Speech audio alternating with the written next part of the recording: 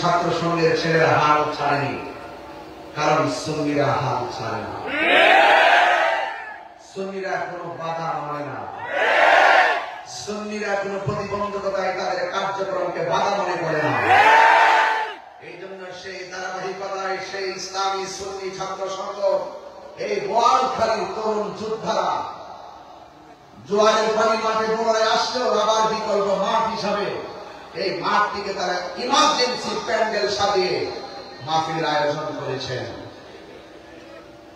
আজকে সেই মাঠটিও কানায় কানায় ভরপুর হয়ে গিয়েছে। মাঠে তিন দাঁড়ানোর জায়গা নেই। হত্যা করার ক্ষেত্রে যদি রক্ত দিতে হয় দিতে রাজি আছে, জীবন দিতে রাজি হয় জীবন দিতে রাজি আছে। এই সঙ্গীত তারা জীবন দেওয়া সত্ত্বে আল্লাহর হাবিবকে ভালোবাসে।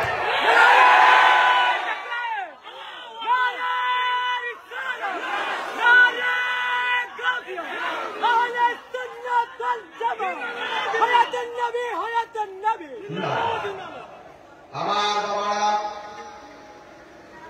আজকের এই মাহফিল অত্যন্ত কষ্টের মাহফিল। আজকের এই মাহফিল আমার নবীকে বোয়ালখালীর জমিন থেকে, দিন বন্ধুরপুরের জমিন থেকে, পূর্ব চরখিজুরপুরের জমিন থেকে আল্লাহর হাবিবকে আমরা নাম জড়িয়ে অর্থের বিসর্জন দিয়ে কষ্টের বিসর্জন দিয়ে আমরা উপস্থাপন করেছি। ইয়া রাসূলুল্লাহ, যত বাধাই আসুক না কেন, আমাদের জন্য যতই পরীক্ষা আসুক না কেন, আমরা আপনাকে জীবনের চাইতে বেশি ভালোবাসি। কথা বলেন।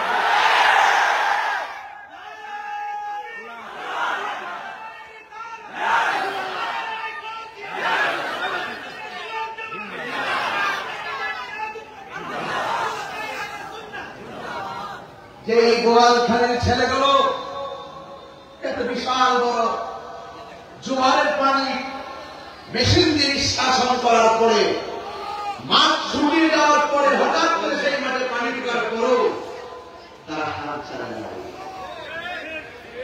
এই জন্যই কথাই বলে তীর হারাবে কি যত ধরনের পরীক্ষা আসুক না কেন, আমরা সব পরীক্ষা হাসি মুখে বরণ করে দেব। সকলে বলি আলহামদুলিল্লাহ, আর বড় করে বলি আলহামদুলিল্লাহ। আমরা সবাই কি খুশি না বেজা? কারা কারা খুশি দিয়ে হাত তুলে দেখিয়ে সোজা বলেন ইনশাআল্লাহ।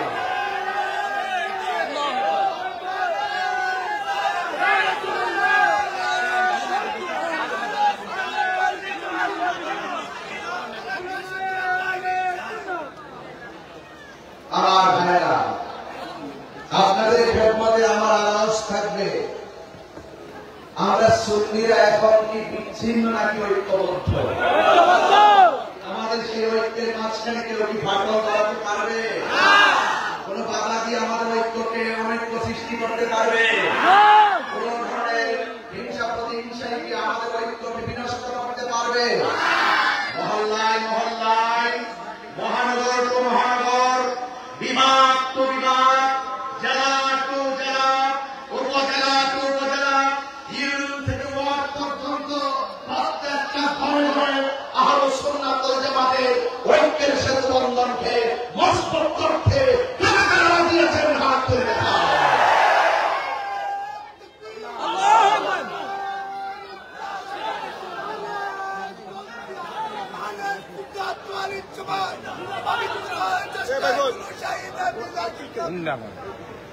আমার ভাইরা, আজকেও দেখেছি মাইক দিয়ে এলান করে কুমিল্লা হোমনার 4টি মাথার আগুন করে দেওয়া হয়েছে। এটা কি সংস্কৃতি? এই সংস্কৃতির কারণে আজ দেশ এবং দেশের জনগণ নিরাপত্তাহীনতায় ভুগছে। কথা বলেন ঠিক কিনা? ওরা কারা? তাদেরকে চিহ্নিত করুন। ওরা কারা? তাদেরকে অনতি বিলম্বে আইনের আওতায় আনুন। যারা আল্লাহ নবীর মাজারে আগুন ধরায়, যারা লাশের গায়ে আগুন ধরায়, যারা মাজারকে ভাঙচুর করে, অন্তত পক্ষে তারা সত্যিকার অর্থে দেশ এবং ধর্মকে ভালোবাসে না। কথা বলেন ঠিক কিনা? বলেন। তারা বহির্বিশ্বের এক ভিন্ন এজেন্ডা বাস্তবায়ন করে করে এই দেশের মাটির সঙ্গে গাদ্দারি করছে, কথা বলে ঠিক না? এই দিন আপনাদের সকলকে, সকল সুন্নি জনতাকে সজাগ থাকতে হবে। আমরা বিগত দিনে যে যেই দিকে পেরেছি সেই দিকে গিয়েছি, আর আমরা ডানে ডানে যেতে চাই না। আমরা সুন্নি জামাত ঐক্যবদ্ধ থাকতে চাই। তবে কথা একটাই, আমাদের কেন্দ্রীয় ভাবে আমাদের সুন্নি জনতাকে যেভাবে দিক নির্দেশনা দিবে, আমরা যেদিকে যাব একদিকে যাব, সেইদিকে লড়বো, একদিকে লড়বো ইনশাআল্লাহ। বলেন রাজি আছেন নাই? বলুন। আমাকে জামিয়া কমিটির পক্ষ থেকে বিষয় দিয়েছে, বিষয়টা উপস্থাপনের আগে আমার বোয়ালখালীর পূর্ব চরখিজিরপুর ইসলামী সুন্নি যুব সংঘে আমার পরিচার টুকরা হুসাইনি দেবন্দাজগুলোকে আমি ধন্যবাদ দিয়ে আমি বিষয়টা আপনাদের সামনে তুলে ধরছি। আজকে আমাকে বিষয় দেওয়া হয়েছে কিয়ামত ও হাসরের ময়দানে আল্লাহর হাবিবের শাফাআত এবং পিতামাতার প্রতি সন্তানের দায়িত্ব ও কর্তব্য। এই বিষয়টা প্রেক্ষাপট দিলে খুব জরুরি। যে হাসরের ময়দানের জবাবদিহিতার ভয় থাকতো, তাই কখনো মত সৃষ্টি করতে পারত না। যদি হাসরের ময়দানে আমার রবের সামনে জবাবদিহিতার ভয় থাকতো, তাহলে কখনো আল্লাহর ওলির বিরুদ্ধে কথা বলতে পারত না। যদি হাসরের ময়দানে আল্লাহর সামনে জবাবদিহিতার ভয় থাকতো, তাহলে কখনো খুন গুম লুটতরাজ দুর্নীতি চাঁদাবাজি করতে পারত না। যদি হাসরের ময়দানে আল্লাহর সামনে জবাবদিহিতার ভয় থাকতো, তাহলে কখনো সন্তান মা বাবার বুকে লাথি মারতে পারত না। আজকে জবাবদিহিমূলক কথা হবে, উড়িয়ে দেওয়ার কোনো কথা হবে না, সব কথা হবে জবাবদিহিমূলক কথা। বলুন, পুঙ্খানুপুঙ্খানু হিসাব গ্রহণ করবেন কে? আমি জানি রাত অনেক বেশি হয়েছে, আপনাদের চোখে ঘুম এসেছে, কিন্তু সুন্নিরা রাত্র 12:30 বাজিল, সুন্নিদের চোখ দেখে মনে হচ্ছে কেবল মাত্র মাগরিবের নামাজের আযান দিয়েছে।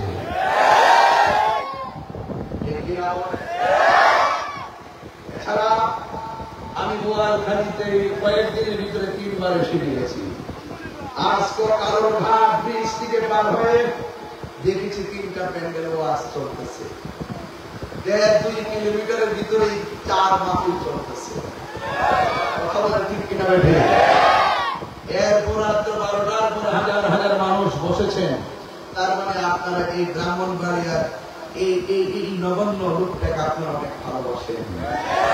হাজার হাজার মানুষের উপস্থিতি আপনারা বুঝিয়ে দিয়েছেন যে আমরা কাউকে ভালোবাসি সুর দেখে নয়, আমরা কাউকে ভালোবাসি কণ্ঠ দেখে নয়।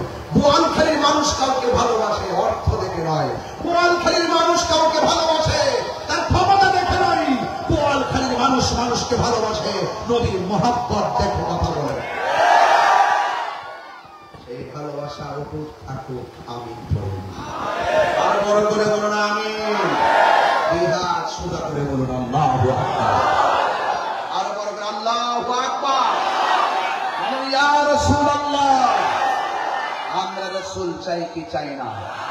হে বাংলাদেশের পীর মাশায়েখ বৃন্দ, ও বাংলাদেশের 12,000 ভান্ডার পীর মাশায়েখ বৃন্দ, বাংলাদেশের 12,000 পীর মাশায়েখ, আপনারা সারা জীবন কুমার শাহজালালের উত্তরসূরি হয়ে কাজ করেছেন। আপনারা সারা বছর শাহজালালের উত্তরসূরি হয়ে কাজ করেছেন। আপনারা সারা মানুষের বাংলার উত্তরসূরি হয়ে কাজ করেছেন। আপনারা সারা জীবন গুলাব শাহর উত্তরসূরি হয়ে কাজ করেছেন। আপনারা সারা জীবন গরিবুল্লাহ শাহ, মিসকিন শাহ, শাহজালাল, শাহজালাল, ইয়ামনি মুজাদ থেকে উত্তরসূরি হয়ে কাজ করেছেন। আর কত খানকাই থাকবেন যারা আল্লাহর বাজারের বিরুদ্ধে ষড়যন্ত্র শুরু করেছে। আর বিচ্ছিন্ন থাকার সময় নয়, সব ঐক্যবদ্ধ হতে হবে।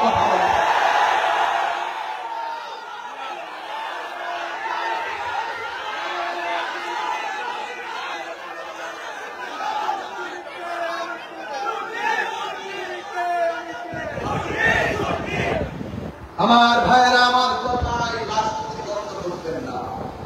আমি তাহিরি কথা বরাবর ইমানতান্ত্রিক। আমার কথাই কে ভোটার হবে, গুসা হবে, আমি এটা নিয়ে নিয়ে টেনশন করি না। আল হাক্কু মুররুন, সত্য তিক্ত হলো, আমাকে সত্য বলতে হবে। কথা বলে ঠিক কিনা? আমাদের সুন্নাত ওয়াল জামাতের কাউন্সিল হয়েছে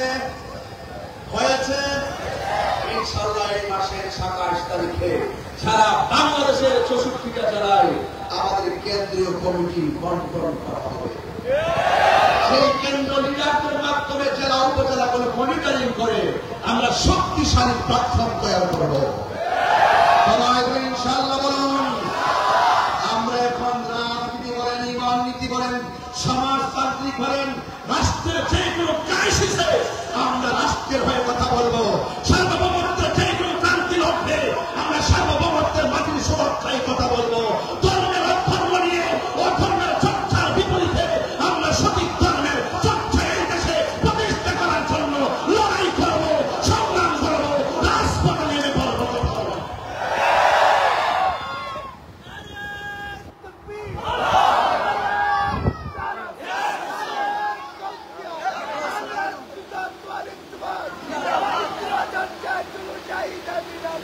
আমার ভাইয়েরা আমাকে বিষয় দিয়েছেন কিয়ামত।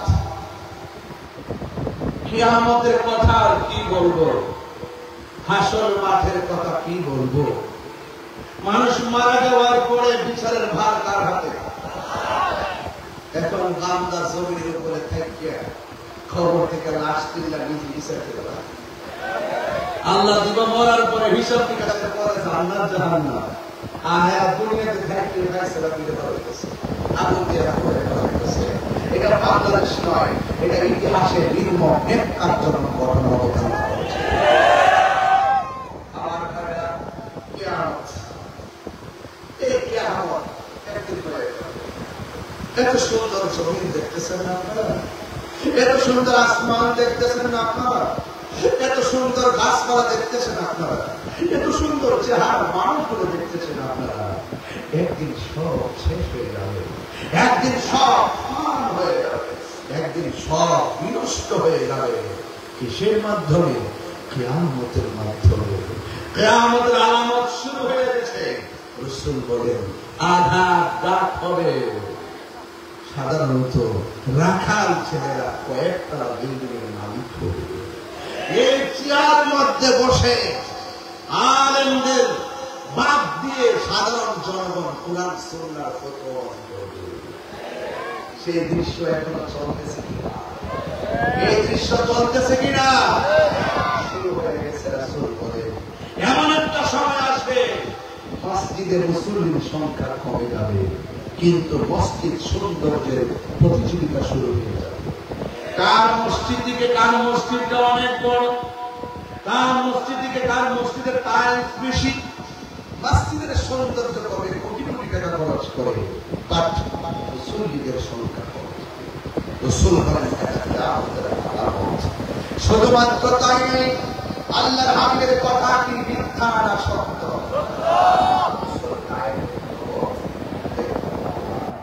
আল্লাহর হাবিব বলেছেন এমন একটা সময় আসবে যে সময়ের ভিতরে চেহারা বিচার বেড়ে যাবে। আল্লাহর হাবিব বলেছেন এমন একটা সময় আসবে বাজারে মার্কেটে মহিলাদের সংখ্যা বেড়ে যাবে। আল্লাহর হাবিব বলেন এমন একটা সময় আসবে যে সময়ে খুন, গুম, সন্ত্রাসী, অগ্নি সংযোগ বেড়ে যাবে। এমন একটা সময় আসবে ভূমিকম্পের সংখ্যা বেড়ে যাবে, দুর্যোগের সংখ্যা বেড়ে যাবে। এমন কিছু গজব তোমরা দেখবা যা কখনো দেখো নাই। করোনা তার বাস্তব চিত্র।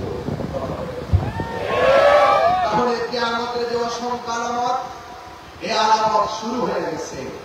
আল্লাহ পাক 10টা জিনিস উঠায় নিলে কিয়ামত হয়ে যাবে।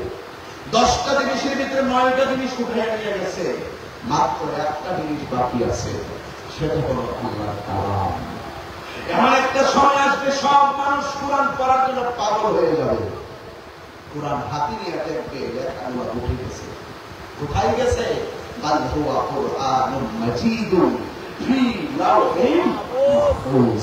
যেই জায়গায় কোরআনটা মোহরাঙ্কিত, যেই জায়গায় কোরআনটা অঙ্কিত, যেই জায়গায় কোরআনটা সংরক্ষিত, সেই জায়গায় কোরআন চলে যাবে। কেন? ইন্না নাহনু নাযালনা যিকরা ওয়া ইন্না লাহু লাহাফিজুন। আল্লাহ বলেন, নিশ্চয় আমি কোরআনকে নাযিল করেছি, কোরআনকে হেফাজতের দায়িত্ব আমি আল্লাহ হাতে দিয়ে দিয়েছি। এই জন্য ভাইরা আমার, আল্লাহ কোরআনে বলছেন, কুল্লু মান আলাইহা ফান ওয়া ইয়াবকা ওয়াজহু রাব্বিকা যুল জালালি ওয়াল ইকরাম। এই দুনিয়ার যা দেখছেন সব শেষ হয়ে যাবে। যিনি ছিলেন তিনি থাকবেন, তিনি আছেন। জবান খুলুন, তিনি কে? আরো বড় করে বলেন, তিনি কে? এতে কোনো সন্দেহ? আল্লাহকে দুই ধরনের আছে। আল্লাহ রাব্বুল আলামিন বলেন, হুয়াল আউয়ালু ওয়াল আখিরু ওয়াস যাহিরু ওয়াল বাতিন ওয়া হুয়া বিকুল্লি শাইইন আলীম। বন্ধুগণ, যিনি ছিলেন তিনি আছেন, তিনি থাকবেন, তিনি প্রথম, তিনি শেষ, তিনি গোপন, তিনি প্রকাশ। এই জন্য যুবকের দল, আমার নবী আপনার নবী ছিলেন, আছেন এবং আমার আল্লাহ ছিলেন, আছেন এবং থাকবেন। আল্লাহ নিজের পরিচয় নিজে তুলে ধরেন, আল্লাহু লা ইলাহা ইল্লা হুয়াল হাইয়ুল কাইয়্যুম। আল্লাহ হলো তিনি, তিনি ছাড়া কোনো ইলাহ নাই, তিনি চিরঞ্জীব ও সর্বনিয়ন্তা। জোরে জোরে বিশ্বহার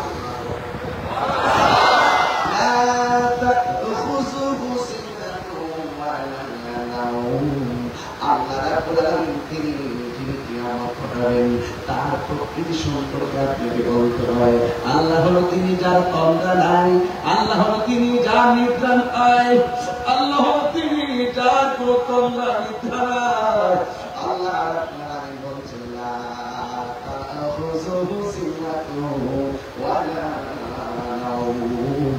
আল্লাহ নিদ্রা নাই, আল্লাহ ঘুম নাই, তন্দ্রা নাই। এই জন্য আল্লাহ হলো আমাদের পারে, আর আমাদের তন্দ্রা আছে, নিদ্রা আছে, ঘুম আছে। এই জন্য আমরা মাখলুক এত সুন্দর করে আমার আল্লাহ দুনিয়া ছাড়াইছি, কিন্তু একদিন এই সুন্দর পৃথিবী শেষ হয়ে যাবে। এই পৃথিবী একদিন লয় হয়ে যাবে। সব পৃথিবীর মানুষ কি ভাষায় বাস করবে? আল্লাহ কোরআনের হাবিব বলতেছেন, এই পৃথিবীর একদিন শেষ হয়ে যাবে, এই পৃথিবীর একদিন সব ভাগ হয়ে যাবে। এই জন্য আল্লাহ বলতেছেন, মিনহা وفيها نعيدكم ومنها نخرجكم تارة أخرى। تارة أخرى মানে হলো হাসরের ময়দানে কথা বলা হয়েছে। কথা বলেন ঠিক কি না? মনে তারাত উখরা, এই কবরের মধ্যে মানুষ শত শত বছর, লক্ষ লক্ষ বছর পর্যন্ত পড়ে আছে, কিন্তু একটা দিন সময় মানুষগুলো কবর থেকে উঠে যাবে। কবর থেকে উঠে একটা ময়দানে হাজির হয়ে যাবে। সেই ময়দানের নাম হলো হাসরের ময়দান। এই ময়দানটা এমন একটা ময়দান, রাত্র গভীর হয়েছে, এই জন্য আমি ডানে বামে না গিয়ে সোজা আলোচনায় ঢুকে গেলাম। এই ময়দানটা এমন একটা ময়দান, যে ময়দানটারে মানুষ কিভাবে উঠবে জানেননি। এই ময়দানটা এমন একটা ময়দান, যে ময়দানে মানুষ উলঙ্গ অবস্থায় উঠবে। জোরে জোরে কি আল্লাহু আকবার বলা যাবে না?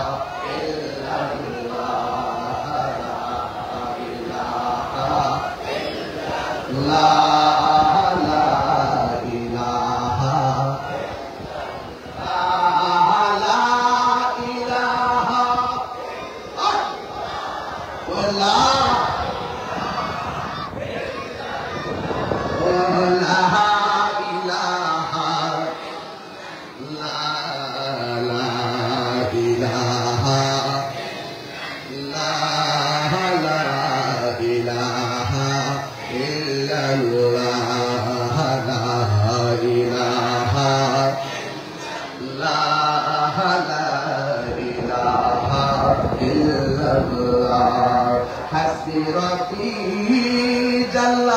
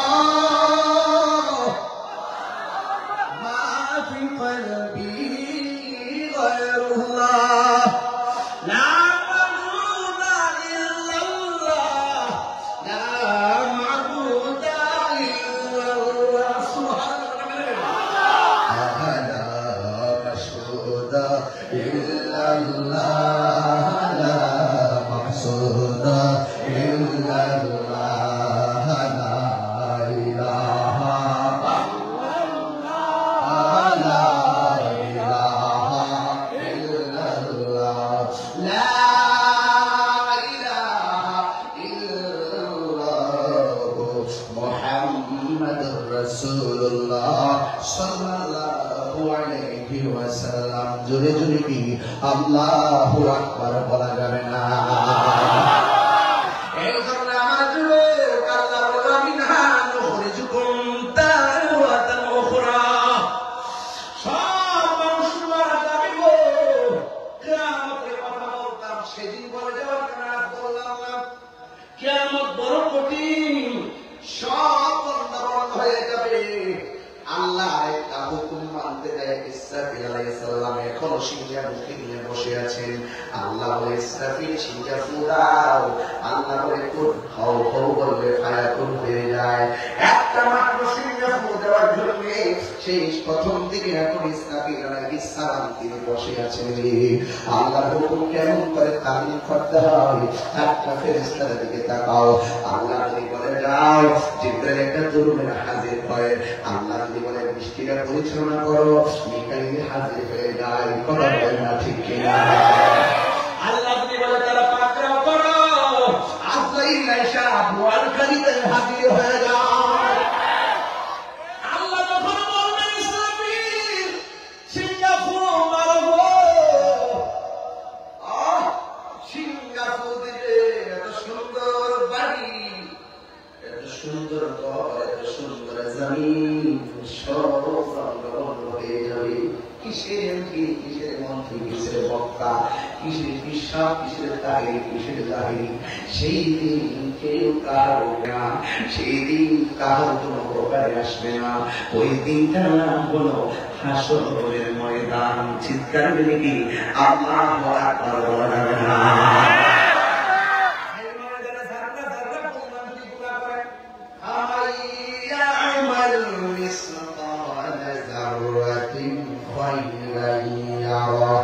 ومن يعمل مثقال ذرة شرا يره। পরিমাণ ভালো কাজ করলে যেই ময়দানে আপনাকে প্রতিদান হিসাবে হাতে দেওয়া হবে, বাম হাতে দেওয়া হবে না, আপনার ডান হাতে দেওয়া হবে। আর যারা পরিমাণ অন্যায় কাজ করলে আপনাকে প্রতিফল দেওয়া হবে, একটা ইঞ্চি এদিক সেদিক করা হবে না। আল্লাহ রাব্বুল আলামিন কোরআনে বলে দিয়েছেন, লা ইউকাল্লিফুল্লাহু নাফসান ইল্লা উসরাহা, লাহা মা কাসাবাত।